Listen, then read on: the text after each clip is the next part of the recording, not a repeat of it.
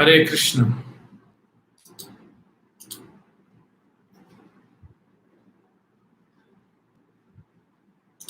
तो कल हमने देखा कैसे जब इंद्र ने विश्वरूप का वध किया, क्योंकि उसने अपने माता के तरफ के रिश्तेदार जो उसके मामा इत्यादि हुए असुर, उनके लिए भी यज्ञ में आहुति दे दी। तो इंद्र को बड़ा क्रोध आया और इंद्र ने विश्वरूप के तीनों सर काट दिए।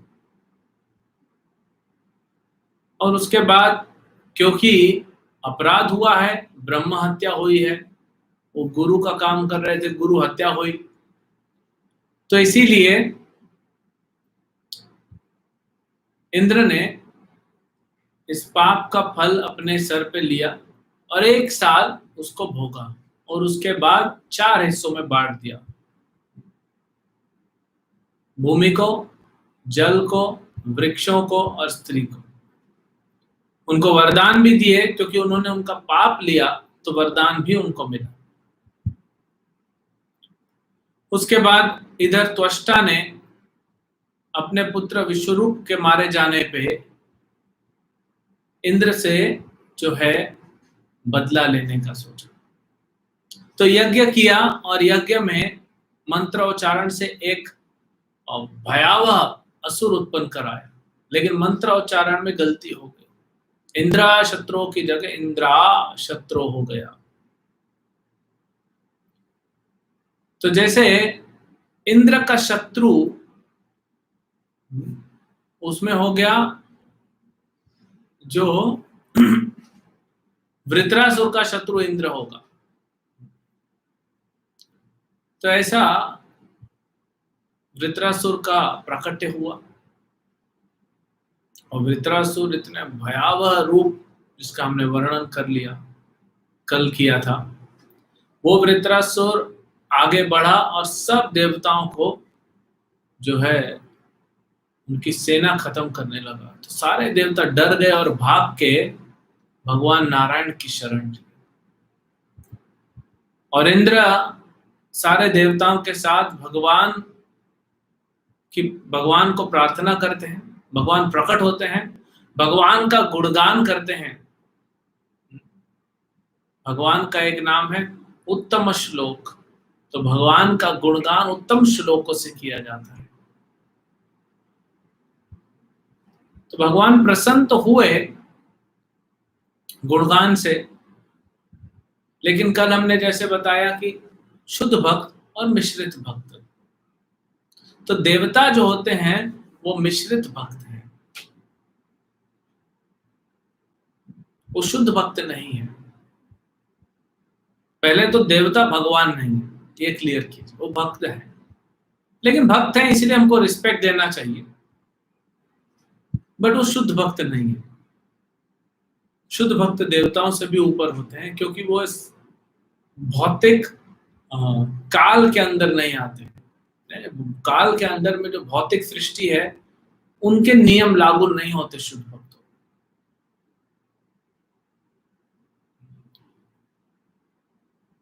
तो फिर भगवान ने कहा कि कम से कम तुम लोग बुद्धिमान तो हो, क्योंकि आए तो मेरे पास ना, कहीं और नहीं गए, वैसे भी जाएंगे था, ये तो हम लोग को सिखाने के लिए, नहीं तो हम कम बुद्धिमान लोग या तो खुद से बचने का कोशिश करते हैं, या तो चले जाते हैं किसी व्यक्ति के पास, या तो किसी देवता के पास। कहाँ जाना चाहिए?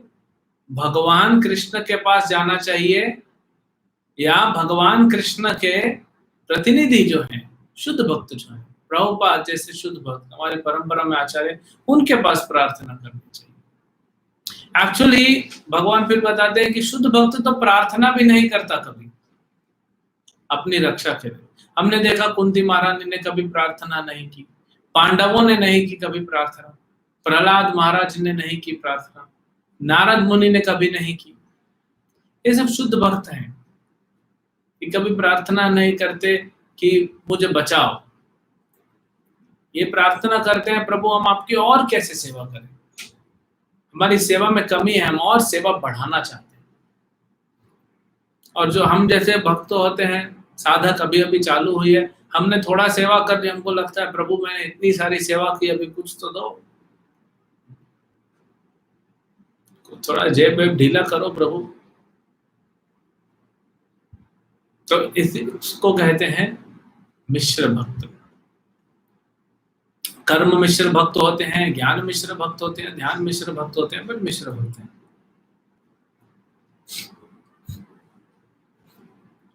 तो ये भगवान कहते हैं इंद्र और देवताओं को कि तुम आए तो हो, जो भौतिक सुख मांगता है, क्योंकि रक्षा इस संसार में, रक्षा भी भौतिक सुख है ना, भगवान से संबंधित नहीं है वो। तो भौतिक सुख जो मांगता है वो तो मूर्ख है, और जो देता है भौतिक सुख महामूर्ख है। तो भगवान देते नहीं है, तो फिर यहां पे कैसे देंगे? शिक्षा देंगे भगवान, और फिर देंगे। और भगवान भी चाहते हैं वृत्रासुर मारा जाए, क्योंकि वृत्रासुर भगवान के शुद्ध भक्त हैं। हम देखेंगे कुछ दिनों में कि क्यों उनको असुर का जन्म लेना पड़ा, और भगवान भगवत धाम बुलाना चाहते हैं वृत्रासुर। तो इसीलिए ये भी कारण है। अभी यहाँ शिक्षा देते हैं, तो आज हम देखेंगे भगवान का अभी शिक्षा जो था वो कंटिन्यू होगा। कल तो हमने 2 ही श्लोक देखे। फिर कहते हैं यहाँ पे भगवान, स्वयं निःश्रेयसं विद्वान् न वक्त्या अज्ञाय कर्महि न रतिरोगिणो अपत्ययम् वांछतो अपि भिक्षुक्मा। कहते हैं जो एक शुद्ध भक्त है वो कभी भी एक मूर्ख को सलाह नहीं देगा कि कैसे इंद्रिय तृप्ति में लगो। कई बार जाते हैं भक्त लोग, पहुंचते हैं साधुओं के पास, प्रभुपाद जी के पास भी आते थे। कुछ भक्त जाते हैं गुरु के पास, गुरु शुद्ध भक्त है, उनके पास जाते हैं, बोलते हैं कि हमारा बिजनेस नहीं चल रहा गुरु महाराज, हमारी नौकरी नहीं, मांगते हैं। अब भगवान कह रहे हैं नहीं देना चाहिए, उनको मदद तो करना छोड़ो, उनको बोलना भी नहीं चाहिए। तो हमको भी थोड़ा सीखना चाहिए कि ये भौतिक चीजें लेके हम गुरु के पास न जाएं। तो क्या करें, कभी कभी गुरु को भी भौतिक चीजों में हाथ डालना पड़ता है हमारे लिए, कि चलो इसी बहाने भक्ति तो करें।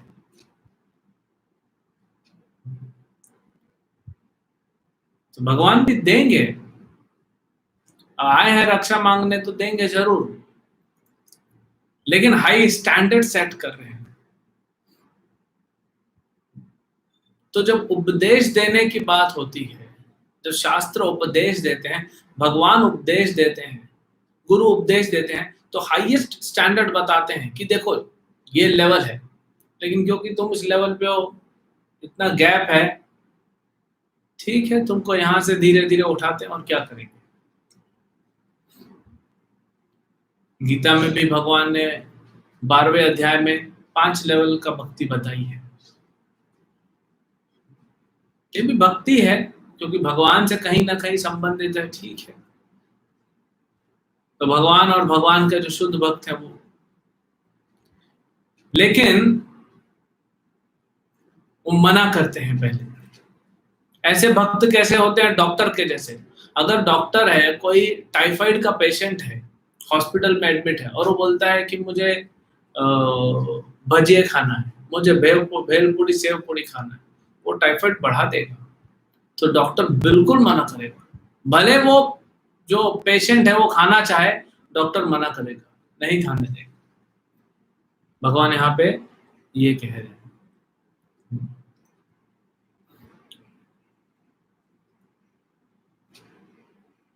ये सब भगवान कहते हैं गीता में कि जो कम बुद्धि के लोग होते हैं, जिनका मन भटका हुआ है भौतिक इंद्र तृप्ति के कारण, कामस्तैर्तरितज्ञान प्रपद्यन्ते अन्य देवता ताम ताम नियमम आस्थाय प्रकृता नियत स्वाया, वो देवताओं के पास जाते हैं। प्रपद्यन्ते अन्य देवता, प्रपद्यन्ते मतलब शरण लेते हैं देवताओं। अर्जुन को भगवान मना करते हैं कि मत जाओ।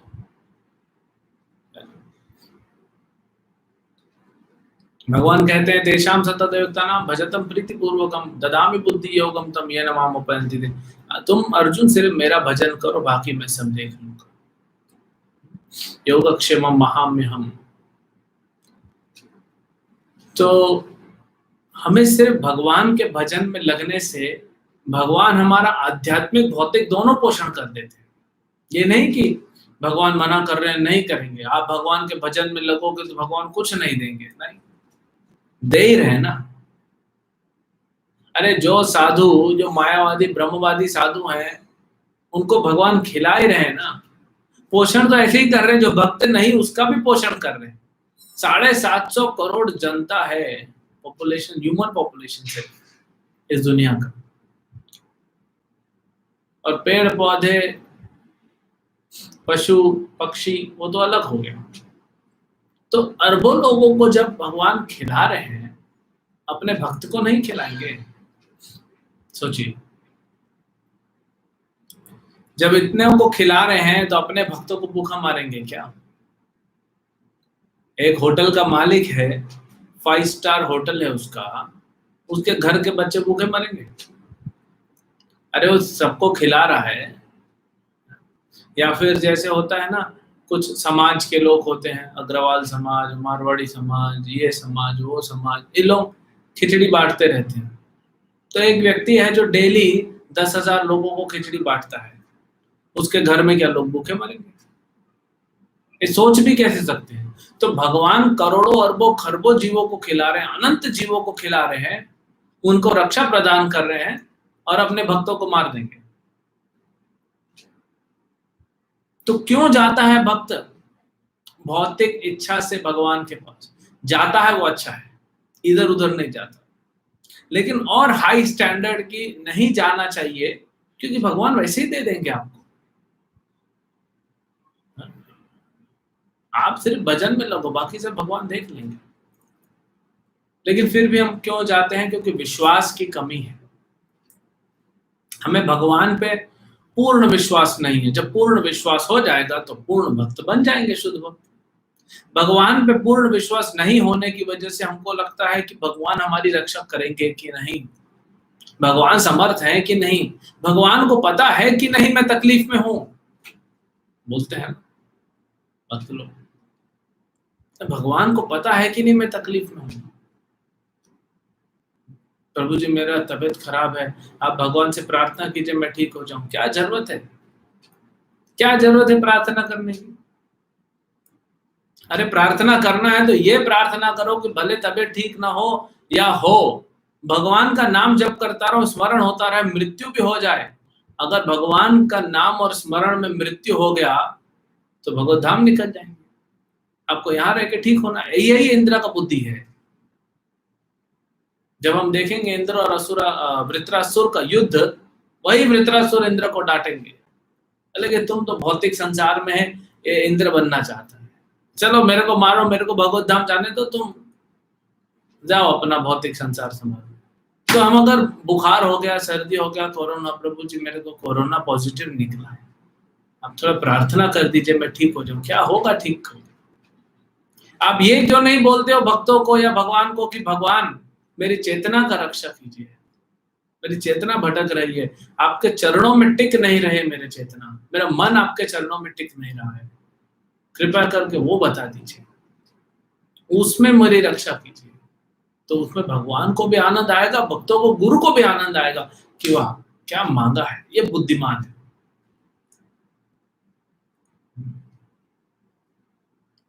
भगवान से वो मांगना चाहिए जो भगवान ऐसे नहीं देते। भक्ति मांगना चाहिए भक्तों से।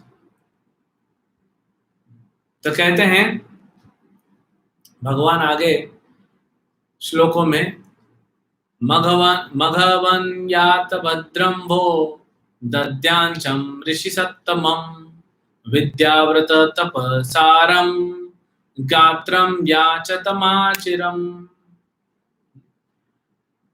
कहते हैं हे मघवन इंद्र, यात भद्रम भो, जाओ तुम, कहाँ जाओ, तुम्हारा कल्याण हो, भद्रम भो तुम्हारा कल्याण हो, तुम कहाँ पे जाओ, दद्यांचम ऋषि सत्तमम, और ऋषि मुनि है सत्तमम। सत्तमम मतलब ये भगवान के भक्तों के लिए, शुद्ध भक्तों के लिए प्रयोग होता है सत्तमम, जो मेरे भजन में हमेशा लगा हुआ है। ऐसे दधीची मुनि के पास जाओ, जो विद्या में, व्रत में, तप में, इस सब में वो जो है बहुत ही ऊंचा है, वो उच्च गति को प्राप्त किए हैं। और उनके पास जाके क्या करो, तुरंत जाओ उनका शरीर मांगो। आप देखिए अभी दधीची मुनि, इंद्र अपने शरीर को बचाने के लिए एक ऋषि का शरीर नष्ट करने के लिए तैयार हो गया। यानी भगवान भेज रहे हैं तो थोड़ा तो इंद्र को भी सोचना चाहिए, प्रभु मैं अपने को बचाने के लिए उसको मार रहा हूं, अरे इससे अच्छा मैं ही मर जाऊं, क्या फायदा। भगवान दिखा रहे हैं, देखो इंद्र, तुम सब देवता जो मिश्र भक्त हो, ये देखो दधीची, ये मेरा शुद्ध भक्त, अपना जीवन प्राण दे देगा है तुम्हारे लिए, तुम्हारी रक्षा करने के लिए, क्योंकि मैंने कहा है।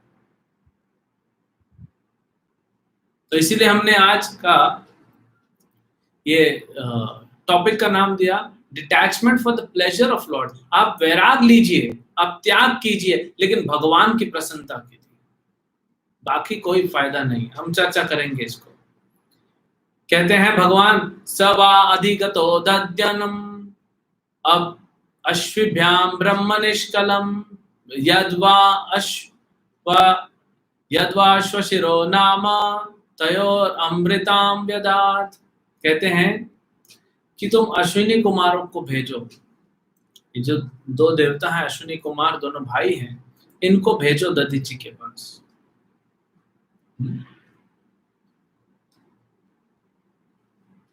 क्योंकि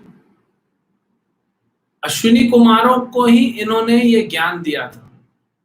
ये जो नारायण कवच मिला इंद्र को, जो नारायण कवच मिला, ये नारायण कवच इंद्र को कैसे मिला, विश्व रूप से। विश्व रूप को कैसे मिला, त्वष्टा से। त्वष्टा को कैसे मिला, अश्विनी कुमारों से। अश्विनी कुमारों को कैसे मिला, दधीची मुनि से। ये नारायण कवच जो पहले भी तुम्हारा रक्षा हुआ है, दधीची मुनि से आया है, और दधीची मुनि ने स्वयं भी नारायण कवच धारण किया हुआ है। तो इंद्र नारायण कवच धारण करने के बाद भी डर रहा है मृत्यु से। देखिए माया, नारायण कवच धारण किया हुआ है फिर भी डरता है मृत्यु से। पूर्ण विश्वास नहीं है ना नारायण के नाम पे। तो हमने देखा कि भगवान कहते हैं कि तुम दधीची के पास जाओ। दधीची मेरा शुद्ध भक्त है, और दधीची तुम्हें अपने शरीर की हड्डियां देगा इंद्र, और तुम विश्वकर्मा को बोलना उस हड्डियों का वज्र बनाएगा। देखिए भगवान को कितना विश्वास होता है शुद्ध भक्तों, कितना विश्वास है कि दधीची देगा। अगर ऐसा विश्वास हम प्राप्त कर सके भगवान का, अपने गुरु का, तो हम शुद्ध भक्त बन गए समझिए। तो हमको धीरे धीरे आगे बढ़ना है भक्ति में, हमको धीरे धीरे शुद्ध भक्त बनना है। तो देवता आते हैं, भगवान इतना कहने के बाद वहां से चले गए। देवता आते हैं और दधीची मुनि को कहते हैं, दधीची सब जानते हैं कि देवता भगवान क्या बात, क्योंकि भगवान ने अंदर से इंस्ट्रक्शन दे दिया ना, टेलीफोन कर दिया दधीची के हृदय में, बोले दधीची भाई ये लोग आ रहे हैं, इनको थोड़ा हड्डी दे दो यार, बच्चे लोग हैं बेचारे, तुम आ जाओ मेरे पास, छोड़ो क्या करोगे, हाँ तुम्हारा तपस्या पूरा हो गया, भगवत धाम आ जाओ, छोड़ो इन लोग को, बच्चे लोग तुम्हारा हड्डी से खेलना चाहते हैं, दे दो। लेकिन दधीची मुनि सुनना चाहते हैं देवताओं के मुख से, क्योंकि देवता धर्मपरायण तो हैं, धर्म को पालन करते हैं। तो जब दधीची हड्डी देने के लिए मना करेंगे तो देवता कुछ उपदेश देंगे, वो सुनना चाहते हैं, वो हमारे लिए।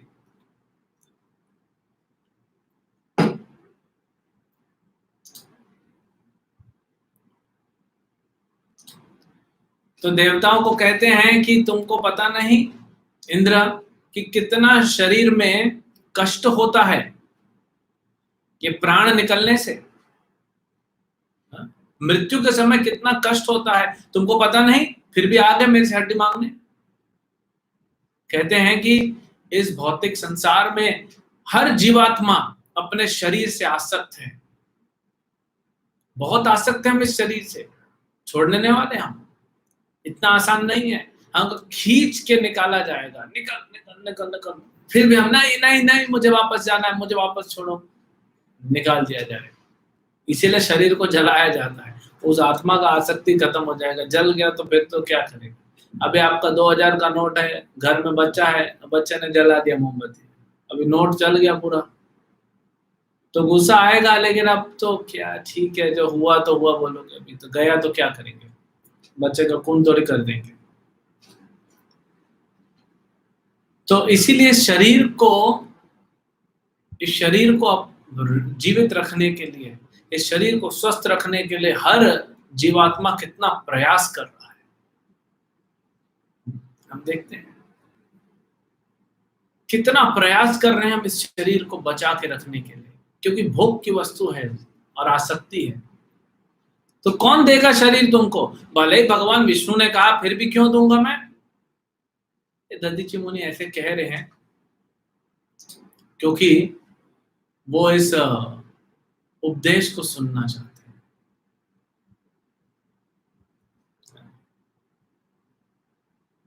देवता अभी जो बोलेंगे वो हमारे भले के लिए। दधीची मुनि ये रोल किए कि नहीं दूंगा, भले ही विष्णु बोले।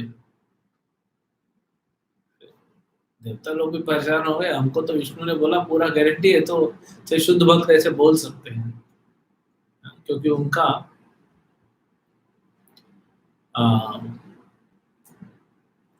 भगवान के साथ इतना कनेक्शन है ना। तो देवता कहते हैं, श्री देवौचु किम नु तद्दुष्यत् दुष्ट्यजं ब्रह्मन् पुंसां भूतानुकंपिनां भवद्विधानां महतां पुण्यश्लोके द्यक् कर्मणाम। कहते हैं कि देवता कहते हैं, हे ब्रह्मदेव, आप तो इतने उच्च कोटि के ब्राह्मण हैं, आपने अपनी तपस्या, अपने ज्ञान से भौतिक संसार को ऑलरेडी जीत लिया है, मृत्यु को जीत चुके हो आप। और आप जैसे भक्त जो है भगवान के, वो तो सारी प्रजा को प्रेम करते हैं, उनके प्रति अनुकंपिता, उनको दया दिखाते हैं। तो ऐसा कोई भक्त, आप जैसे भक्त अपना सब कुछ दे देते हैं संसार के लोगों के भलाई के लिए, अपना शरीर भी दे देते हैं। देखिए देवता लोग, ये देवता कितने चालू है इधर, क्या कह रहे हैं, आप जैसे भक्त शरीर भी दे देंगे अपना। अच्छा, तो मैं मर जाऊं और तुम अपना शरीर नहीं दोगे। हाँ, तुम भी तो बड़े बड़े देवता हो, तुम भी भगवान के भक्त हो, तुम्हारे पास भी लोग आते हैं, मंदिर में नारियल चढ़ाते हैं, पूजा करते हैं, तुम भी छोटे नहीं हो, और तुम अपना शरीर नहीं दो, लेकिन मुझे अपना शरीर देने बोलते हो। दधीची सोच सकते हैं, लेकिन दधीची मुनि शुद्ध भक्त है। ये फर्क होता है भक्त में और शुद्ध भक्त में, जो मिश्रित भक्त होता है और शुद्ध भक्त। अब भगवान जानते हैं देवता जो है आसक्त हैं, ये तो अभी शरीर छोड़ने नहीं वाले हैं और हमारा सेवा करते रहेंगे लोग यहाँ पे रह के। जो आसक्त होता है, ठीक है अब इसको ये शरीर दे दो। कोई आसक्त होता है तो क्या करते हैं गुरु, क्या करते हैं, ठीक है ये गाड़ी चलाने से आसक्त है, पहले ड्राइवर था अभी इस्कॉन में आ गया, गाड़ी चलाने से आसक्त है, ठीक है इसका मंदिर का गाड़ी दे दो, कभी फूल लाएगा, फल लाएगा, सब्जी लाएगा, गाड़ी चलाता रहेगा, रहने दो। ये गुरु को ऐसा करना पड़ता है। आसक्तियों को देखते हुए सेवा लगानी पड़ती है। तो भगवान भी देखे देवताओं की आसक्ति है, दे दो, करने दो इनको, आखिर मुझे किसी को तो लगाना ही है ना। ये ब्रह्मचारी है, ये गाड़ी चलाने में आसक्त है, इसको अच्छा लगता है, आनंद आता है, ठीक है, इसी बहाने भजन तो कर रहा है। एक ड्राइवर कम कर दो, इसी को गाड़ी चलाने दो, मंदिर की सेवा ही कर रहा है ना। अगर वो भी आसक्ति उससे छीन लेंगे तो भाग जाएगा।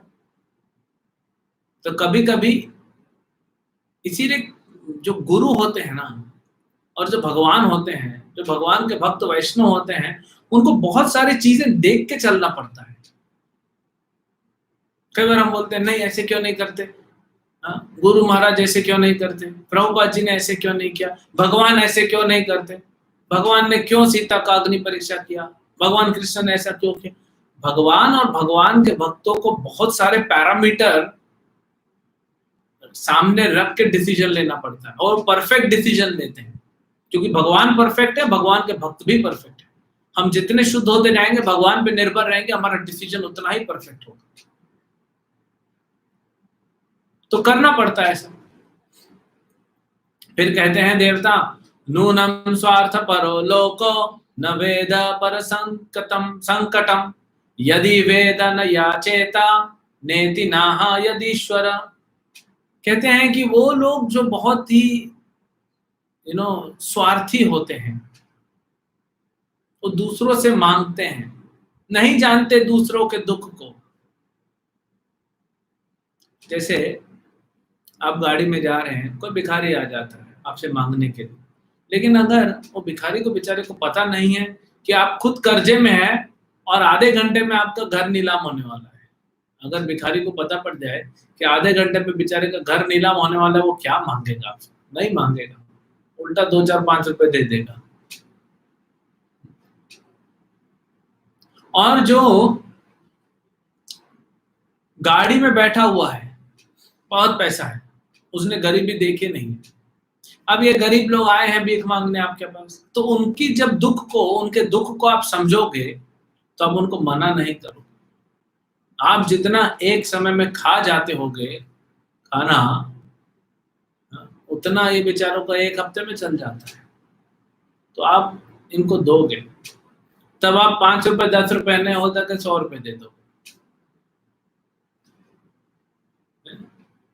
तो दूसरे की परिस्थिति समझना बहुत जरूरी है।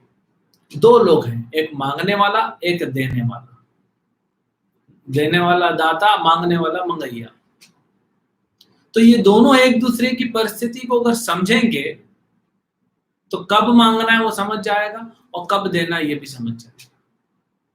तो ये उपदेश दे रहे हैं देवता दधीचि मुनि को कि हमारी गति को समझिए, हमारी परिस्थिति समझिए प्लीज। आपके पास सब कुछ है, सब कुछ क्यों? क्योंकि आपके पास कृष्ण प्रेम है, आप भगवान से प्रेम करते हैं, शरीर से नहीं। तो ये शरीर आपके लिए कोई वैल्यू नहीं रखता, लेकिन हमारे लिए बहुत जरूरी है। तो कृपा करके हमको दे दें।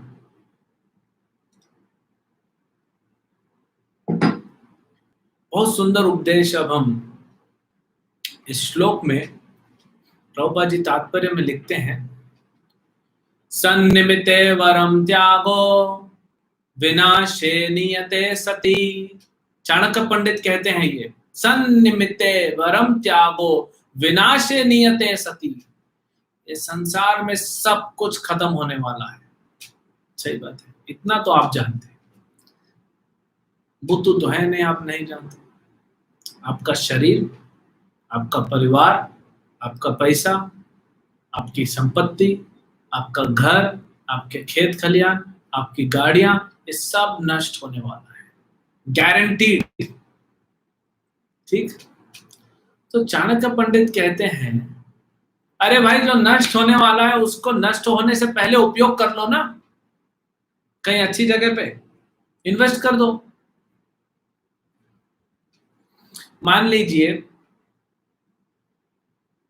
2 लोग ट्रेन में या बस में सफर कर रहे हैं और जंगली एरिया से, जंगल के एरिया से बस जा रही है।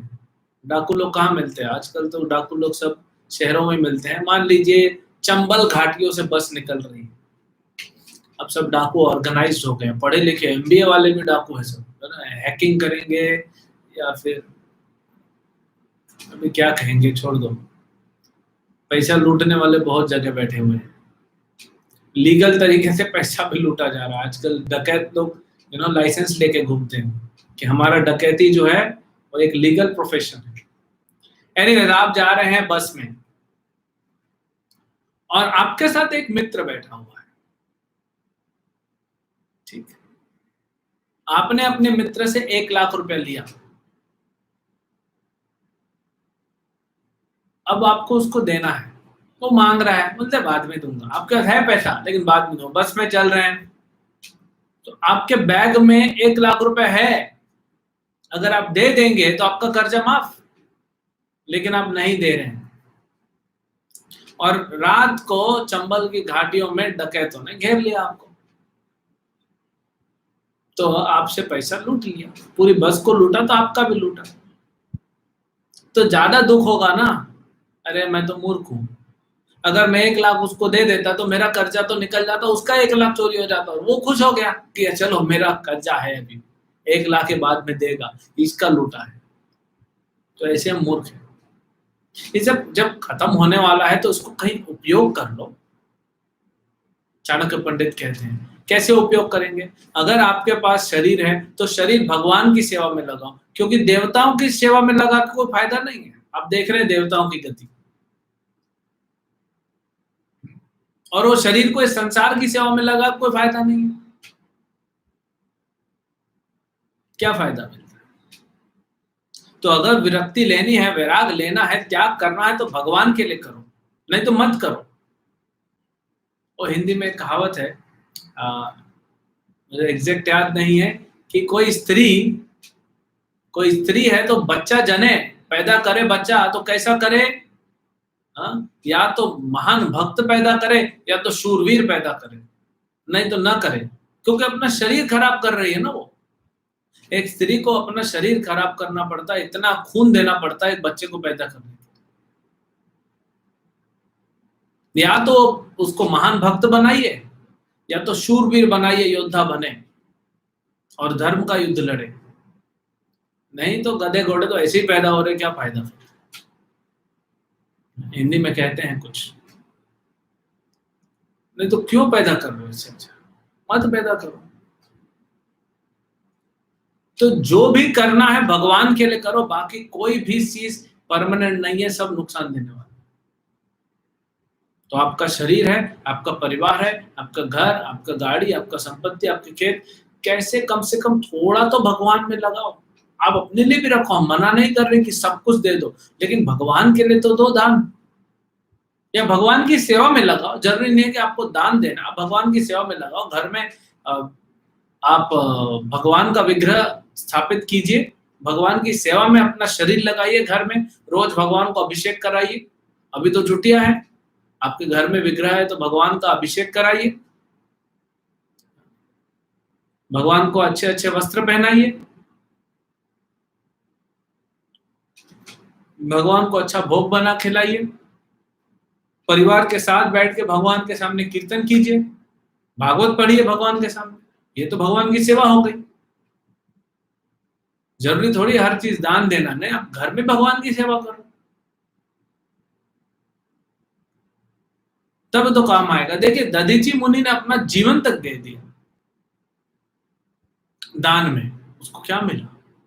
वैकुंठ मिल गया ना दधीची को। तो नहीं तो ये जीवन तो ऐसे ही खत्म होने वाला था। आज नहीं देते दधीची मुनि तो दधीची का ये शरीर तो वैसे ही नष्ट होने वाला। आज नहीं तो 1000, 2000, 5000, 10,000 ऋषि मुनि, चलो 1 लाख साल, खत्म तो होगा,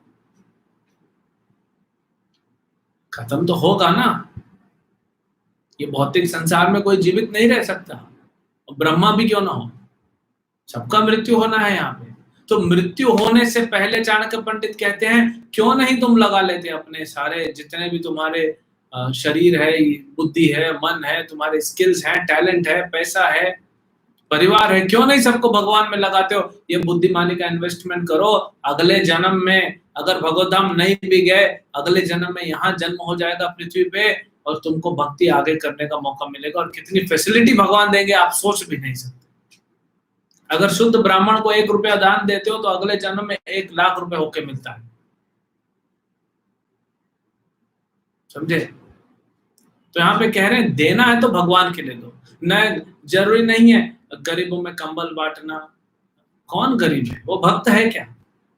आपका कंबल बांटना, रोटी बांटना, सब भगवान से जुड़ा है क्या? इसको जोड़िए भगवान से। हम नहीं कह रहे मत दीजिए, वो भी दया है, वो भी दान है, लेकिन भगवान से कैसे जोड़ सकते हैं?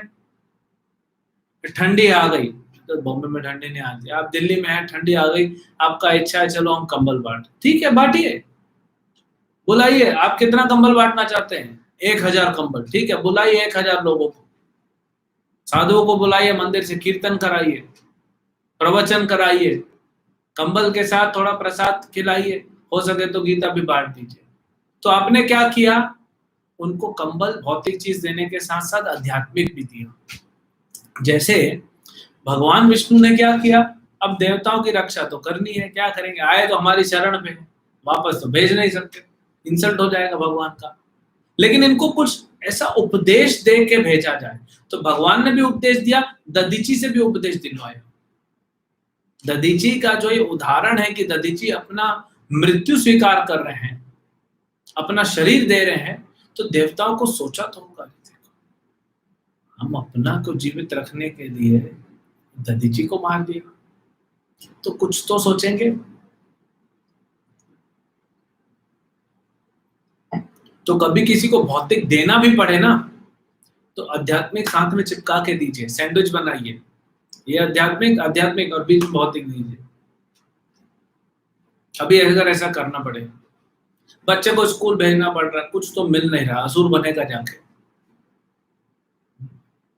स्कूल कॉलेज में असुर बनाते और कुछ नहीं करते, तो कम से कम आप भक्त हैं, अपने घर के बच्चों को सवेरे थोड़ा उठा के गीता का पाठ करा दीजिए, गीता का श्लोक याद कर ले, जप कर ले, थोड़ा भगवान का सेवा कर ले, तुलसी को जल दे दे, मंगल आरती गा ले। शाम को आके थोड़ा अपना स्कूल का ट्यूशन का पढ़ने के बाद फिर उसका कुछ प्रोग्राम रखिए स्पिरिचुअल।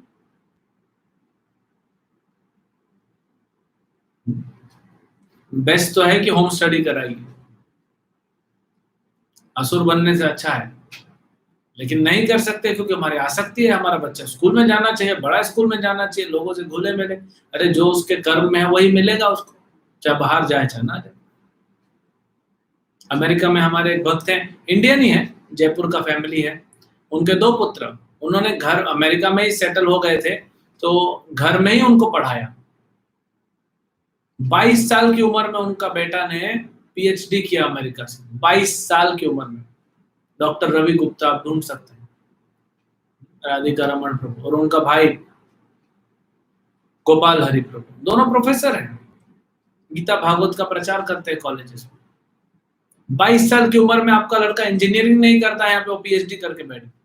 और पूछिए कैसे किया? बोले बचपन से गीता पढ़ रहे हैं तो ज्ञान उच्च कोटि का मिला, कभी स्कूल नहीं गया, कभी कॉलेज नहीं गया, होम स्कूलिंग। तो ये अभी चल रहा है, इसको भारत में भी हमको यूज करना चाहिए, होम स्कूलिंग, नहीं तो कॉलेज स्कूल में जाके असुर बनेगा।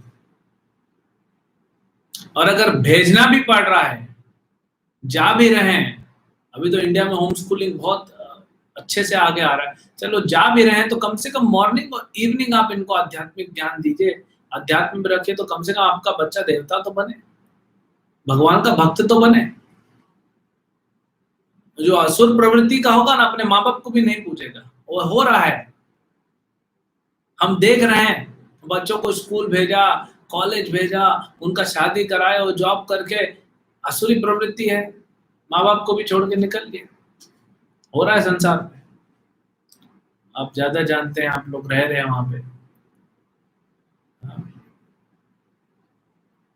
तो दधीची मुनि कहते हैं इंद्र को कि मैं तो मना कर ही नहीं सकता ना ये शरीर देने के लिए, तो भगवान विष्णु का आदेश है, लेकिन मैं जस्ट आप लोगों से सुनना चाहता था, तो मैं अभी दे दूंगा, क्योंकि आज नहीं तो कल तो मृत्यु होने वाला है, मेरा ये शरीर खत्म होने वाला है, अगर आपके किसी काम आ जाए तो अभी ले लो भाई,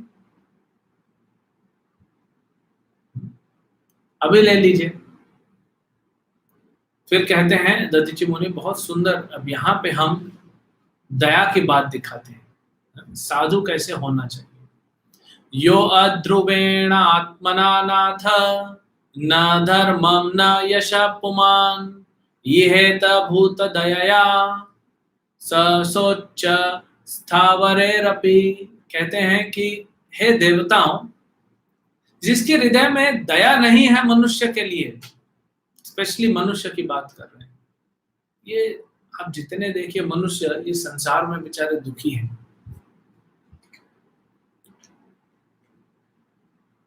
इस सब दुख में है। तो जिनके हृदय में दया नहीं है मनुष्य के लिए, जीवात्माओं के लिए, और वो अपने शरीर को जो खत्म होने वाला है उसको धर्म में नहीं लगाता, तो फिर क्या फायदा। इससे अच्छा तो पत्थर है। बोलते हैं कि पत्थर भी उससे अच्छा है, क्योंकि हमारा हृदय तो पत्थर से भी बेकार हो गया। तो यहां पे कहना चाहते हैं प्रचार। हमारे अगर हृदय में थोड़ी सी भी दया होगी ना किसी के प्रति, तो हम क्या करेंगे? प्रचार करेंगे। खुद समझेंगे सिद्धांत को, भगवान का नाम जप करेंगे, सिद्धांत को समझेंगे, भागवत पढ़ेंगे, गीता पढ़ेंगे, सेवा करेंगे भगवान की, और बाहर जाके प्रचार करेंगे।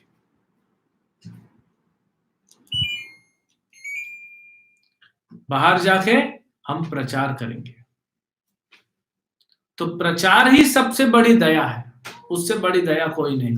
क्योंकि भगवान के साथ कनेक्शन बैठाना जीव का, ये उस जीव के लिए सबसे बड़ी सबसे बड़ा आप उसको एक उपहार दे रहे हो।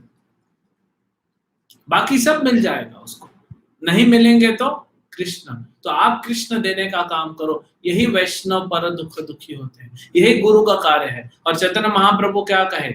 हमारा आज्ञा गुरु है या तारे यही देश, जारे देखो तारे कहो कृष्ण उपदेश। महाप्रभु चैतन्य महाप्रभु भगवान स्वयं कृष्ण कह रहे हैं कि मेरी आज्ञा है, हमारा आज्ञा, गुरु बनो और क्या करो? हर जगह जाओ और प्रचार करो, उद्धार करो लोगों का। कैसे करूं प्रभु? जारे देखो तारे कहो कृष्ण उपदेश। जिसको भी देखो, जहां पे भी देखो, उसको क्या कहो? कृष्ण उपदेश। कृष्ण उपदेश मतलब जो कृष्ण ने स्वयं उपदेश दिया, कृष्ण ने एक ही उपदेश दिया, उसको कहते हैं भगवत गीता। तो अब भगवत गीता का प्रचार करें। तो कोई लेक्चर दे सकता है तो लेक्चर दे के प्रचार करें। किसी को नहीं जमता है, मैं लेक्चर नहीं दे सकता बड़ा ऑडियंस को, 2-4 लोग को प्रचार कीजिए। वो भी नहीं कर सकता, बुक डिस्ट्रीब्यूशन कीजिए, बुक बांटिए। वो भी नहीं कर सकते तो जो लोग प्रचार में लगे हैं, जो लोग पुस्तक वितरण में लगे हैं, उनकी सहायता करिए।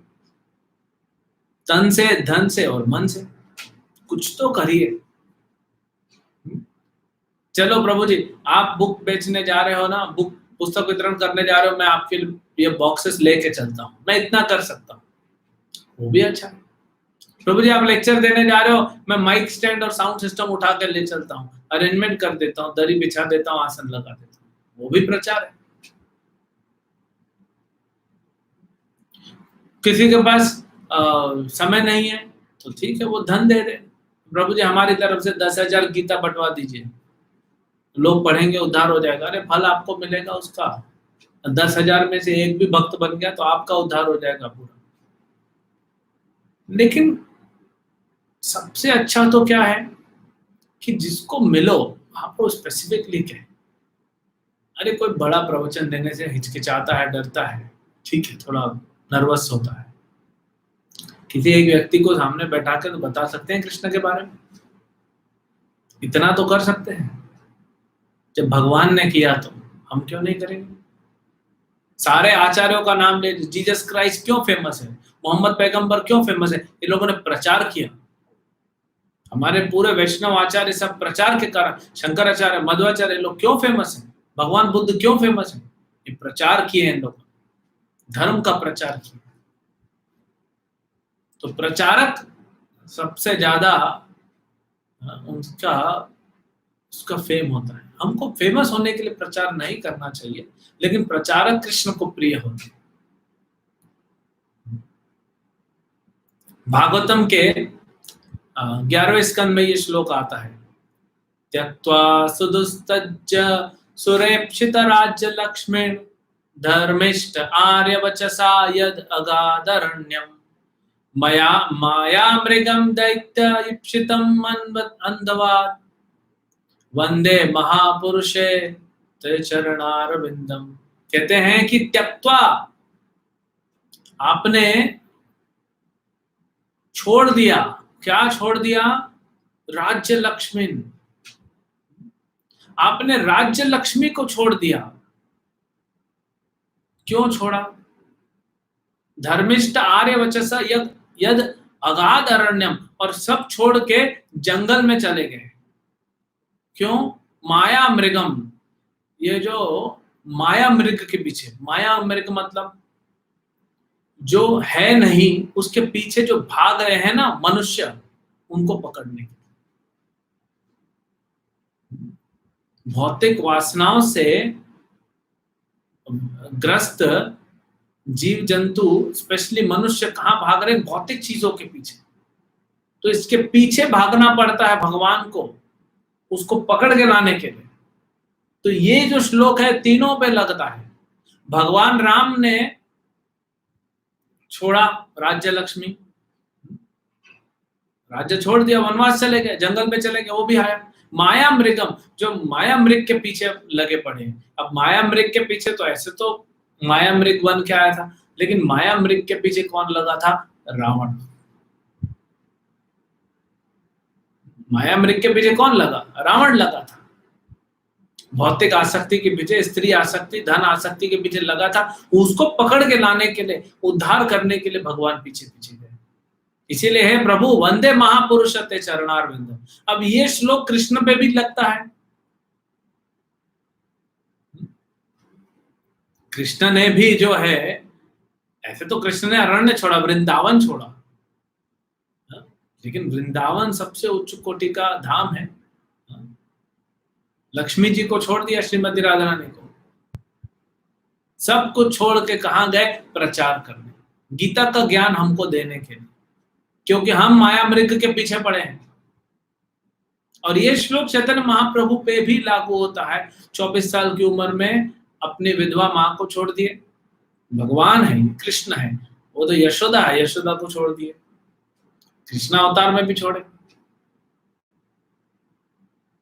और अपने 16 साल की पत्नी को छोड़ दिए, और सब छोड़ के कहां चले गए? प्रचार करने। पूरे भारत में प्रचार किया, दक्षिण भारत, उत्तर भारत, सब जगह जाके महाप्रभु ने प्रचार किया।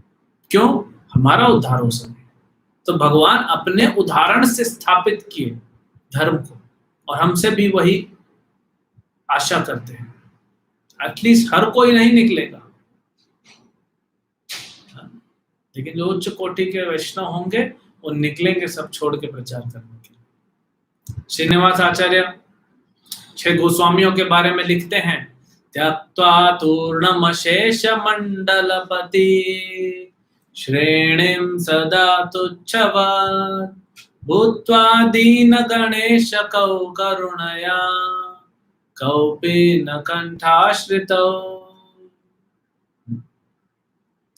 कहते हैं कि त्यक्त्वा तूर्णमशेष मंडलपति, ये सब मंडलपति थे। रूप गोस्वामी, सनातन को, रघुनाथ दास गोस्वामी उस समय के पूरे दुनिया के सबसे धनी व्यक्ति थे, छोड़ दिए। गोपाल भट्ट गोस्वामी, वो श्रीरंगम मंदिर जो श्री संप्रदाय के आचार्यों का मेन मंदिर है, वहां के हेड पुजारी, छोड़ दिए। रूप गोस्वामी, सनातन गोस्वामी, सबसे बड़े राज्य बंगाल के फाइनेंस मिनिस्टर और प्राइम मिनिस्टर, छोड़ दिए। त्यक्त्वा तूर्णम, और कैसे छोड़े? तुच्छवत्, इसको तुच्छ मान के, कुछ नहीं है इसमें। क्यों छोड़े? भूत्वा दीन गणेश कौ करुणया कौपि न कंठाश्रितौ, हम जैसे दीन पे कृपा करने के लिए, करुणया। और कैसे कोई छोड़ सकता है? देखिए, त्याग और वैराग इतना आसान नहीं, कैसे छोड़ सकता है? तो गोस्वामियों ने कैसे छोड़ा? गोपी भावर सामृताब्दि लहरी कल्लोल मग्न मोहो कहते हैं कि गोपी भाव यानी भगवान में जब तक मन नहीं लगेगा वैराग नहीं आएगा। ये शुष्क वैराग, मरकट वैराग जिसको कहा गया है, शुष्क वैराग, सूखा वैराग, ये काम नहीं आएगा। इसलिए बहुत सारे साधु हिंदुस्तान में, भारत में जाते हैं वैराग लेके, लेकिन वापस आ जाते हैं। फिर भौतिक संसार में आते हैं, स्कूल खोलेंगे, कॉलेज खोलेंगे, हॉस्पिटल खोलेंगे, दवाइयां बेचेंगे, ये सब बेचने में लग जाएंगे, साबुन सरफ बेचने, बिस्किट बेचने में। अरे साधु इसके लिए बना है क्या? आप तो गया था हिमालय में, बहुत सारे साधु गए, सब वापस आ गए, क्यों? लेकिन इस्कॉन के साधु देखिए, वो कहीं जाते नहीं, लेकिन यहीं रहते रहते उनको विरक्ति होती है।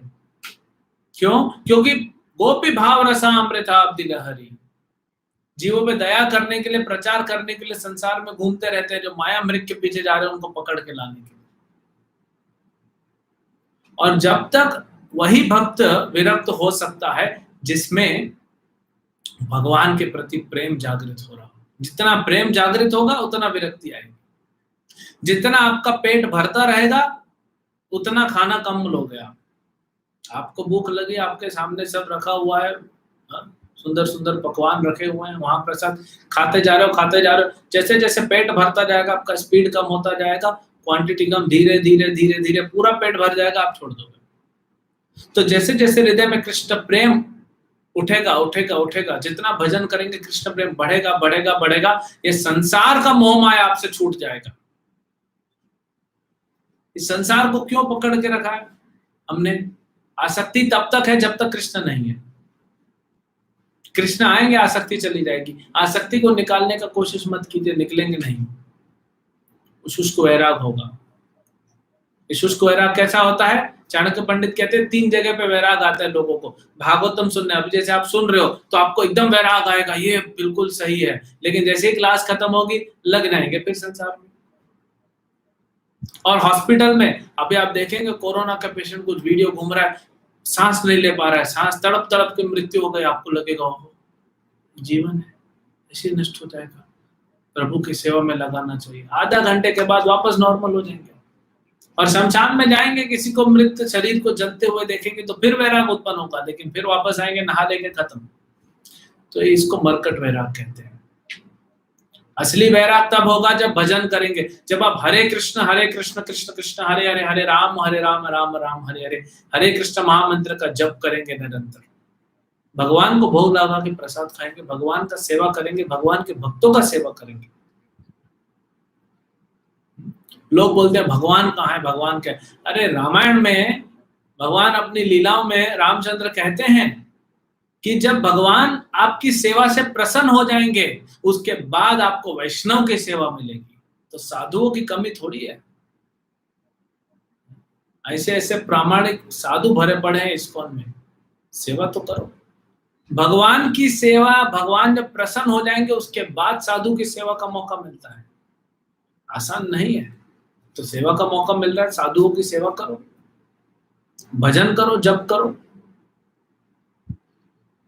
तब अपने आप क्या होगा? कृष्ण प्रेम जागृत होगा। जो याददाश्त हम भूल गए हैं कि हम कृष्ण से कैसे संबंधित हो, याद आता जाएगा। ये भौतिक चीजें धीरे धीरे धीरे, इस भौतिक संसार में रह के भी आप विरक्त हो जाओगे। जैसे कमल होता है, कीचड़ में खिलता है कमल, लेकिन कमल कीचड़ की बदबू को नहीं लेता है, कमल अपनी खुशबू को ही फैलाता है। कीचड़ में रह के भी कीचड़ को छूता नहीं है कमल। तो आप ऐसे बन जाएंगे, संसार में रह के भी संसार से अलग हो चुके होंगे। जैसे नारियल होता है,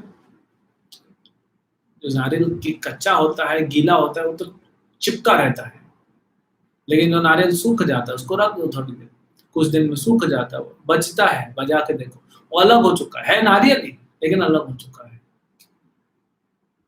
और ये सब क्यों करना है? ये भगवान की प्रसन्नता के लिए करना है, नहीं तो विरक्ति किसी काम की नहीं है। ये वैराग लेना है तो भगवान के लिए लेना है। कहते हैं दधीचि मुनि, वैष्णव जो होता है पर दुख दुखी होता है। अगर दूसरे का दुख देख के आपके हृदय में दुख नहीं लगा तो पत्थर से भी आप बेकार है। आपका हृदय पत्थर से भी ज्यादा सख्त हो चुका है, कुछ है ही नहीं आपके हृदय में भाव। दूसरे को दुखी देखकर अगर आपके हृदय में दुख नहीं प्रकट हो रहा है तो आप जीवित नहीं हैं, आपका तो मृत्यु हो चुका है।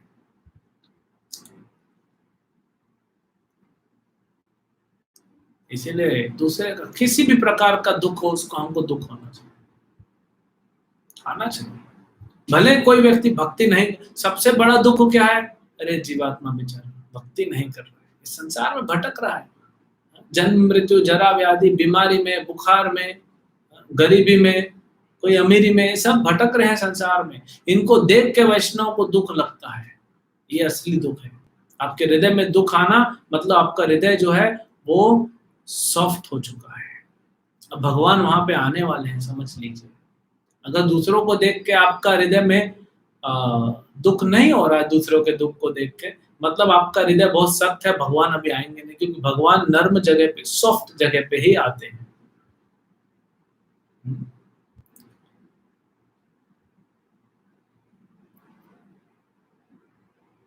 ये जो शरीर है ये तो वैसे भी जंगली जानवर खा जाएंगे, किसी काम का नहीं है।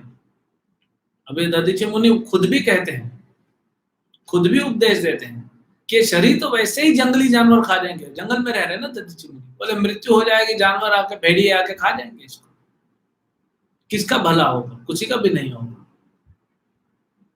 ठीक है कुछ होगा, लेकिन उसके पहले अगर मैं जीवित रहते रहते किसी का भला कर दूं, स्पेशली मनुष्य का, और अगर उसको भगवान की सेवा में लगाना है तो फिर बात ही क्या है। ये है असली बुद्धिमान व्यक्ति। चैतन्य महाप्रभु कहते हैं भारत भूमि ते मनुष्य जन्म होइला जार, जन्म सार्थक करी करो परोपकार। इस भारत भूमि में जन्म हुआ है हमारा, और वो भी कैसे, मनुष्य जन्म मिला है, तो क्या करना है, दो चीजें करनी, भगवान कहते हैं जन्म सार्थक करी, अपना जन्म सार्थक करो, भजन करो, करो परोपकार, और दूसरों के ऊपर परोपकार करो, पर उपकार, दूसरे के ऊपर उपकार करो।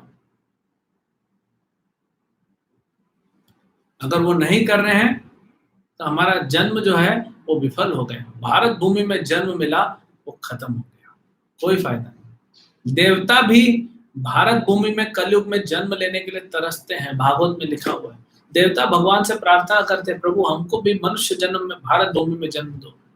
स्पेशली जब चैतन्य महाप्रभु का ये मूवमेंट चल रहा है कि 10,000 साल के लिए, ये इस्कॉन चैतन्य महाप्रभु का मूवमेंट है,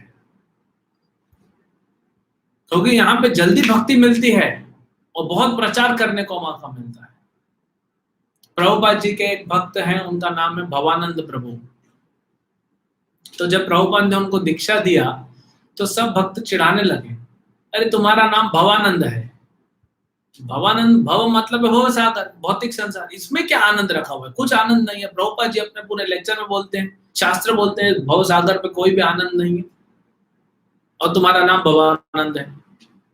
तो भवानंद प्रभु एक बार प्रभुपाद के पास गए, बोले प्रभुपाद जी आपने मेरे को नाम दिया है भवानंद, भौतिक संसार में क्या आनंद है बताइए। प्रभुपाद जी अरे तो मुस्कुराए, ठीक है नए नए थे। प्रभुपाद बोलते हैं एक आनंद ऐसा है इस भवसागर में जो वैकुंठ में भी नहीं है। वैकुंठ में सब आनंद ही आनंद है, लेकिन एक आनंद वहां पे नहीं है। एक आनंद भक्तों के लिए भी कमी है वहां पे, और भगवान के लिए भी एक आनंद की कमी है। भगवान लड़ना चाहते हैं, लड़ने में भी आनंद है ना, लेकिन भगवान वो वैकुंठ में आनंद नहीं ले सकते। तो भगवान ने जय विजय को भेजा, हिरण्याक्ष को भी यहाँ लड़ने के लिए आ गए भगवान, क्योंकि वहां तो लड़ेंगे नहीं। तो भगवान भी भवसागर में आनंद लेते हैं, और भक्त जो होता है उसको भी पूर्ण आनंद मिल जाता है वैकुंठ में, लेकिन एक आनंद है जो नहीं मिलता उसको, वो है प्रचार का आनंद। अब वैकुंठ में किसको प्रचार करोगे, सब तो भक्त है। तो इसलिए कुछ भक्त यहाँ पे आते हैं भगवान को असिस्ट करने के लिए और प्रचार करते हैं। तो इस भव सागर में एक ही आनंद है, वो है प्रचार का आनंद। अब भवानंद प्रभु खुश हो गए, वाह क्या नाम दिया है प्रभुपाद जी। देखिए प्रभुपाद क्या नाम दिए कि भव सागर में एक आनंद है, वो है परोपकार। क्योंकि यहाँ बुद्धि जो बुद्धू है, जो वो अपना बुद्धि खो बैठे हैं, तो उनको परोपकार कैसे करना है, वापस याद दिलाना है, भक्ति से जोड़ना है। तो अगर कुछ त्याग करना है कुछ वैराग लेना है, कुछ विरक्ति है, तो भगवान से संबंधित नहीं होगा, भक्ति से संबंधित नहीं होगा तो व्यर्थ जाएगा, कोई वैल्यू नहीं है उसकी। ये भव सागर में जो आनंद है उस आनंद को उठाइए। हर भक्त प्रचार में लगना चाहिए, कुछ नहीं तो एक किसी व्यक्ति को प्रचार कीजिए। हो सकता है वो ध्रुव महाराज की माँ ने ध्रुव से कहा, जा बेटा भगवान तुमको जंगल में मिलेंगे, ढूंढ ले, तो ढूंढ लिया। अब ध्रुव महाराज की माँ ने तो कुछ तपस्या नहीं की, कुछ भक्ति भजन नहीं किया। जब ध्रुव महाराज जा रहे हैं वैकुंठ तो बोलते हैं विष्णु दूतों से कि रुको, मेरी माँ जिसने मुझे कहा भगवान को ढूंढो जंगल में, उसके कारण तो मुझे भगवान मिले, तो मेरी माँ को भी लेके जाऊंगा मैं साथ में। देखिए ध्रुव महाराज भूले नहीं। तो विष्णुदूत कहते हैं ध्रुव महाराज को कि प्रभु प्रभु ध्रुव, वो देखो आगे प्लेन जा रहा है, तुम्हारी माँ तो तुमसे पहले निकल गई, क्योंकि उसने तुम्हें भक्त बनाया, वो तो पहले निकल गई। तो आप प्रचार करेंगे, एक व्यक्ति को भक्त बना देंगे, हो सकता है वो भक्त बन के निकले, उसके पहले आपका उद्धार हो जाएगा। प्रभुपाद जी नम्रता से कहते हैं एक लेक्चर में कि मैं प्रचार कर रहा हूं, हो सकता है मेरे भक्तों में से कोई एक शुद्ध भक्त बन जाए, वैकुंठ जाएगा और मुझे भी लेके जाएगा। हालांकि प्रभुपाद हम सबको लेके जाएंगे, लेकिन प्रभुपाद की नम्रता है, तो इसीलिए प्रचार करना चाहिए। मैं एक भक्त को जानता हूं, वो गृहस्थ भक्त है, उनका एक इच्छा था अपने जीवन में एक ब्रह्मचारी तो बनाऊं, तो प्रचार करते रहते थे और एक ब्रह्मचारी बना है, और वो ब्रह्मचारी आज तक ब्रह्मचारी है, बहुत सुंदर भक्त है, और उन्होंने बहुत ब्रह्मचारी बना दिए। सोचिए इनका उद्धार होगा कि नहीं होगा।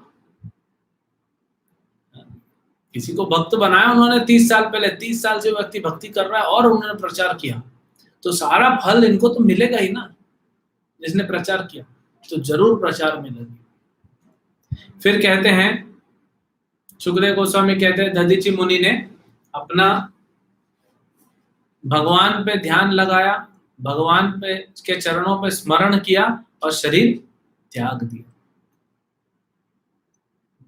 शरीर त्याग देने के बाद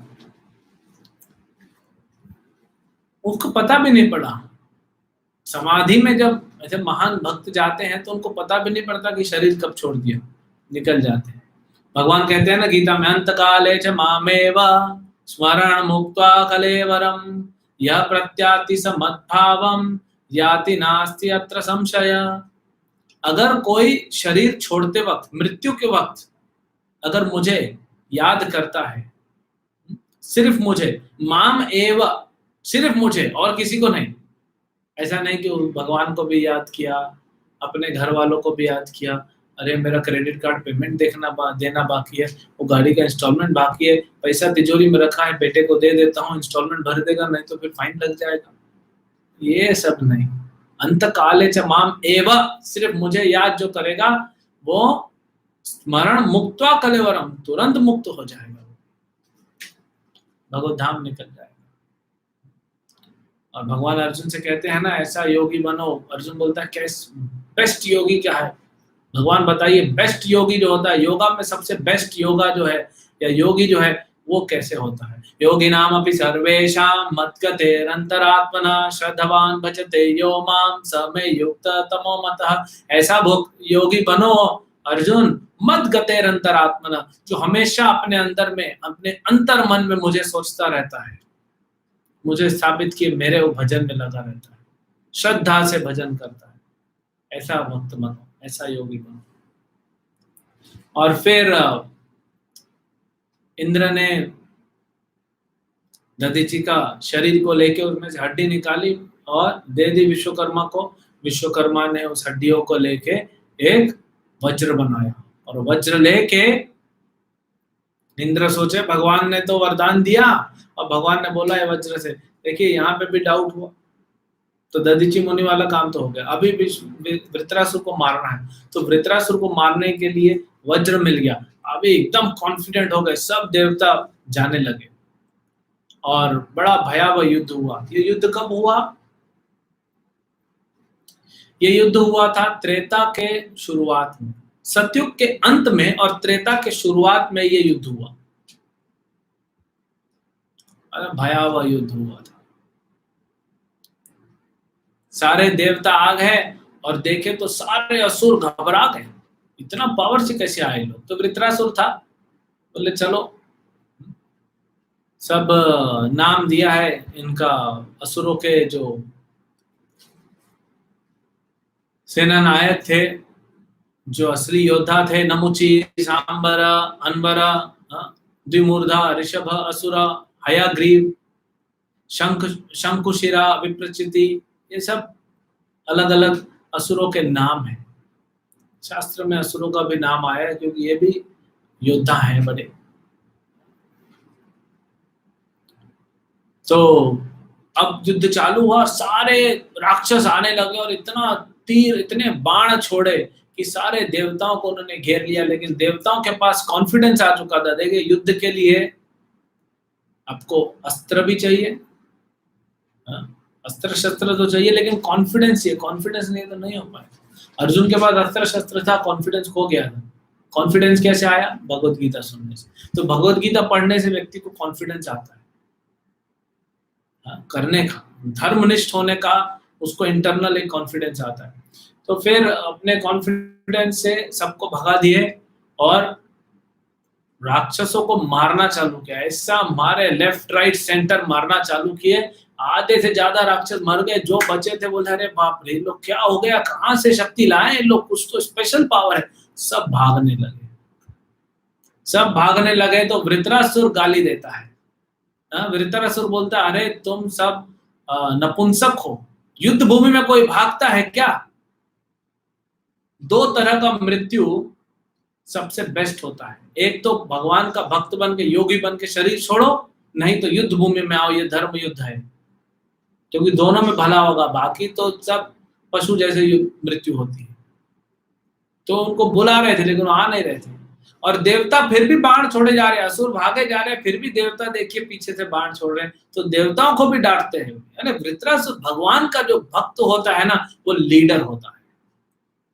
सब देवता खड़े हो गए लेकिन वृत्रासुर उनको भी डांटता है। अभी तो इंद्र को बहुत लेक्चर देगा, क्या डांटता है, बोले तुम जब वो डर के भाग रहे हैं तो तुम क्या धर्म नहीं जानते इंद्र? जो भाग रहा है फिर भी उसको तुम बाण मार रहे हो, थोड़ा समझता है कि नहीं? तो भगवान का भक्त होता किसी से डरता नहीं, सबके सामने धर्म को स्थापित कर देता। और सब सुनने भी लगे, वृत्रासुर बोलने लग गया। तो इन्हें देखे असुर बोल रहा, अपोजिट पार्टी बोल तो धर्म की बात रहे ना। तो अब यहाँ पे युद्ध प्रारंभ होगा। अब वृत्रासुर एक्शन में आएंगे और वृत्रासुर के गुणों का वर्णन करेंगे सुखदेव गोस्वामी। तो हम कल देखेंगे कि महान वृत्रासुर के दिव्य गुणों का जो वर्णन है, जो भागवत में किया गया है, जिस भागवत को वृत्रासुर कथा के नाम से पहचाना जाता है, ये वही भागवत है जिसमें वृत्रासुर का कथा है। बड़े सुंदर श्लोक हैं जो भगवान का स्तुति करेंगे वृत्रासुर, वो देखिएगा। आपने इंद्र का स्तुति सुना, अभी एक शुद्ध भक्त का स्तुति सुनिए। भागवतम क्या है? भगवान और भक्त के बीच का संबंध है। भगवान कैसे भक्तों की रक्षा करते हैं, कैसे भक्तों से आदान प्रदान करते हैं, और कैसे भक्त भगवान की स्तुति करता है। पूरा भागवतम में स्तुतियां हैं। कुंती महारानी की स्तुति, भीष्म की स्तुति, ब्रह्मा की स्तुति, नारद की स्तुति, ध्रुव महाराज की स्तुति, प्रहलाद की स्तुति, अलग अलग भक्तों की स्तुतियां हैं। इसमें हम देखेंगे कल वृत्रासुर के द्वारा जो स्तुति किया उन्होंने भगवान का। तो आज हमने क्या देखा? आज हमने देखा कि कैसे भगवान से उपदेश मिलने के बाद अच्छा इंस्ट्रक्शन दिया भगवान, हमारे लिए बहुत उपयोगी है, कभी पढ़िएगा डिटेल में। और भगवान ने कहा कि जाओ दधी जी के पास। दधी जी के पास आते, दधी जी ने मना किया देने के लिए, और फिर इंद्र ने बताया कि कैसे पर दुखी होना चाहिए और वैराग लेना चाहिए। और फिर दधी जी मुनि ने बताया और फिर समझाया। और सबसे बड़ा वैराग है भगवान की सेवा के लिए कुछ त्यागना पड़े। हमें हमारा अनर्थ त्यागना है, हमारा अहंकार त्यागना है, हमारा अस्तित्व त्यागना है, सब कुछ हमको त्यागना है भगवान की सेवा के लिए, तब वो टिकेगा। नहीं तो वैराग और त्याग जो है वो टिकेगा नहीं, क्योंकि वैराग भी टिकना चाहिए ना हृदय में।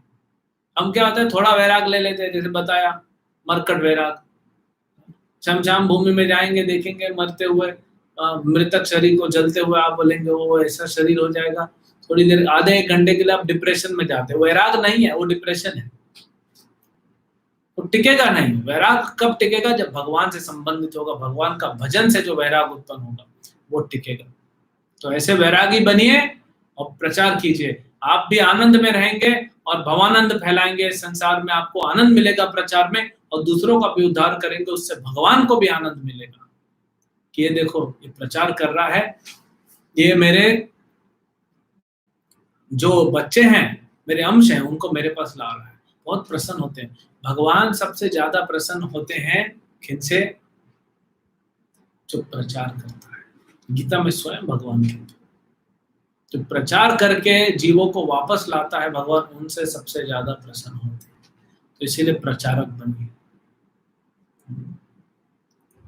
हरे कृष्ण। तो कुछ प्रश्न है? We understand that in earlier days, Shurveer meant warrior like Arjuna, Shivaji Maharaj, who can be called hero in today's time, and what can be called धर्म युद्ध। तो आज कौन है शूरवीर और कौन क्या है धर्म युद्ध? धर्म युद्ध मतलब जहां पे धर्म हो, धर्म मतलब स्वयं भगवान। अभी आप किसी एक देश से दूसरा देश का युद्ध, इसको धर्म युद्ध नहीं कहते, अधर्म युद्ध है, क्योंकि भगवान नहीं है वहां।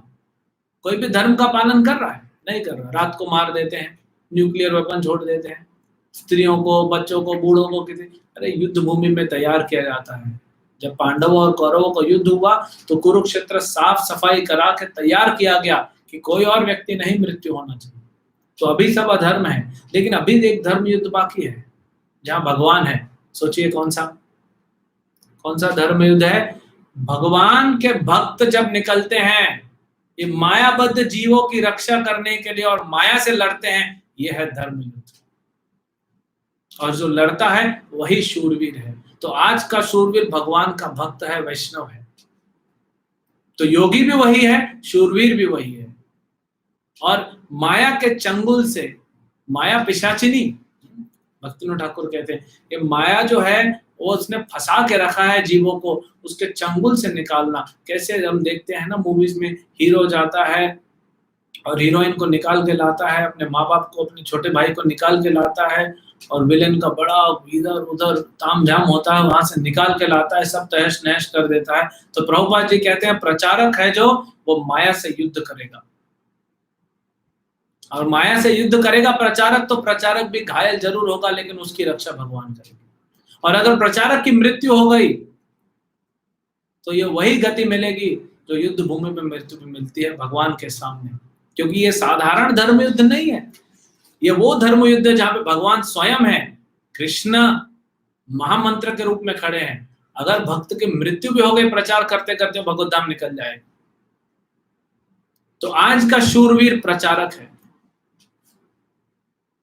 और आज का धर्म युद्ध है जीवों को बचा के लाना, उनको प्रचार करना, उनके चेतना में जो माया भरी पड़ी उस माया को युद्ध करना और उसको वापस लेके आना। बहुत बड़ा युद्ध है, बहुत लंबा काम है। प्रभुपाद जी ने, चैतन्य महाप्रभु ने हमारे ऊपर कृपा करके बहुत सेवा छोड़ी है। जो सेवा करेगा वो मेवा पाएगा। प्रभु जी आज की भौतिक दुख से दुख है उनको, किसकी मदद से कृष्ण नाम दिया तो लोग इन्हीं को तैयार नहीं। अच्छा, तो दुखी तो है संसार में।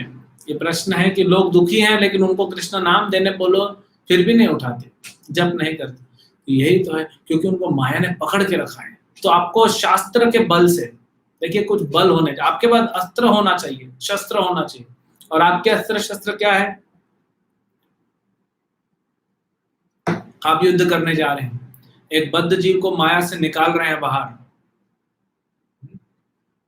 बद्ध जीव को माया से आप बाहर निकाल रहे हैं, तो आपको तो माया से लड़ना पड़ेगा। तो आपके पास बल चाहिए, अस्त्र चाहिए, शस्त्र चाहिए। तो आपके पास सबसे पहला शुद्धता होनी चाहिए। हम अपना अच्छे से जप करें, 16 माला, अच्छे से 4 नियम पालन करें, गीता भागवत पढ़े, अपना बल बढ़ाएं। फिर जब आप कहेंगे ना, तो माया के उस लेयर को भेद पाएंगे, नहीं तो नहीं भेद पाएंगे। भीष्म कहते हैं, जब भीष्म को तीर लग गए, बाण लग गए,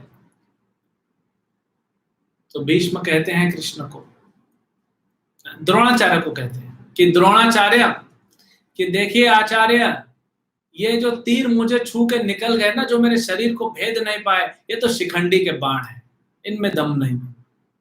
और ये जो बाण मेरे शरीर को भेद के पार निकल गए, ये तुम्हारे शिष्य के बाण है, ये अर्जुन के बाण है। तो जिस बाण की शैया पे मैं लेटा हूं, इसमें एक भी बाण शिखंडी का नहीं है, अर्जुन का बाण है, अर्जुन के पास बल है। तो आपका वाणी मायाबद्ध जीव को, माया को भेद दे और उसके हृदय में जाके घुसे, तब वो भजन करेगा, तब वो के पास आध्यात्मिक बल होना चाहिए। इसीलिए प्रभुपाद जी की प्यूरिटी इज फोर्स। तो अपना अच्छे से भजन करें, भक्ति करें और प्रचार में लगे रहें। और एक बात याद रखिए, ये कलयुग है, ये भौतिक संसार, हर कोई भक्त नहीं बनेगा, आपको प्रयास करते रहना है। इस प्रयास में आप शुद्ध हो रहे हैं, दूसरा व्यक्ति भले भक्त बने न बने, आप शुद्ध हो रहे हैं, क्योंकि आप भगवान के लिए प्रयास कर रहे हैं। तो पहले तो अपना बल बढ़ाना है, दूसरा याद रखना है, हर कोई भक्त नहीं बनेगा, तो सबको ट्राई करना है, जो मिलेगा मिलेगा, जो भक्त बनेगा अच्छा, पर प्रयास सबके लिए करना। हरे कृष्णा प्रभु जी, as you told about fixing our consciousness in Lord, you told, can you please explain that? Is there any difference between fixing consciousness, fixing our mind? No, same thing. Actually mind and consciousness दो अलग अलग है, लेकिन fix करना है तो same ही हो जाएगा, है ना। मन लगाओ भगवान में या चेतना लगाओ, सेम थिंग, भेद नहीं है उसमें। हाउ टू डेवलप पर दुख दुखी कॉन्शियसनेस करने से होगा। सबसे पहले तो ये समझे कि हम दुखी थे और किसी ने हमारे ऊपर कृपा करके हमको यहां से निकाला। हम भी दुखी थे और किसी ने हमारे दुख को देखते हुए खुद दुखी हुआ और हमको निकाला इस परिस्थिति से। पहला ये समझे। फिर आप शास्त्र पढ़ रहे हैं, हम हमारे आचार्य को देख रहे हैं, वो कैसा कर रहे हैं, जो अभी भी भक्त हैं, प्रचारक में लगे हैं, प्रभुपाद जी के शिष्य हैं, बड़े बड़े आचार्य हैं, सब कैसे प्रचार में लगे हुए हैं। प्रभुपाद, भक्ति सिद्धांत श्री ठाकुर, गौर किशोर, भक्ति विनोद ठाकुर, रामानुजाचार्य, शंकराचार्य, मध्वाचार्य, कैसे इन्होंने प्रचार के लिए अपना जीवन दे दिया। प्रभुपाद ने प्रचार करते करते अपना सब कुछ दे दिया। तो हमारा हृदय जब सॉफ्ट होगा, भजन करने से, गीता भागवत पढ़ने से, भजन करने से, सेवा करने से, तब हृदय शुद्ध होगा, सॉफ्ट होगा, तब दूसरों के प्रति, दूसरों के दुख को देखते हुए हमारे हृदय में दुख उत्पन्न होगा। जब तक हम सेल्फिश हैं, जितनी मात्रा में हम सेल्फिश हैं, हम स्वार्थी हैं, उतना पर दुख दुखी नहीं होगा। जितनी मात्रा में हमारे ईर्ष्या भरी पड़ी है, अहंकार है, पर दुख दुखी नहीं होगा। तो इसको शुद्ध करने के लिए हमको भजन करना, इसलिए पहले भजन करना बोला जाता है। तो अभी बर दुख दुखी नहीं भी हैं, तो भी हमको अपने गुरु को सहायक बनने के लिए, गुरु का सहायक बनने के लिए प्रचार करना चाहिए। प्रचार इसीलिए नहीं कर रहे हैं अभी हम पर दुख दुखी हैं, अभी हम क्यों कर रहे हैं, क्योंकि हमको गुरु जी का असिस्टेंट बनना है। हमको प्रभुपाद ने ये सेवा दी है, महाप्रभु ने सेवा दी है। अभी भले पर दुख दुखी नहीं बने, लेकिन काम करते रहो, प्रचार करते रहो। How can we become pure devotee? By chanting Hare Krishna, Krishna Krishna, Hare Hare, Hare Rama, Rama Rama, Hare Hare। Chanting करते रहिए, शुद्ध नाम आएगा, बाकी सारी क्रियाएं करते रहिए, भक्ति की भक्ति में लगे रहिए। आज नहीं तो कल शुद्ध भक्त हो जाएंगे, गारंटीड। बहुत अच्छा प्रश्न आपका। How to know the time that someone is able to qualify? हर कोई प्रीचिंग के लिए तैयार है, आप क्वालिफाइड हो ना हो, इसलिए मैंने कहा ना, भले आपका हृदय शुद्ध नहीं है, भले आपके अंदर आध्यात्मिक बल नहीं है, लेकिन क्योंकि प्रभुपाद की सहायता करनी है तो हमको प्रचार करना है। एक माला तो जब कर रहे हो ना आप, हरे कृष्णा तो बोल रहे हो दिन में एक बार, दूसरे को जाके बोलो हरे कृष्णा बोलो, बस। महाप्रसाद खा रहे हो, दूसरे को महाप्रसाद खिलाओ, प्रचार इसी को बोलते हैं।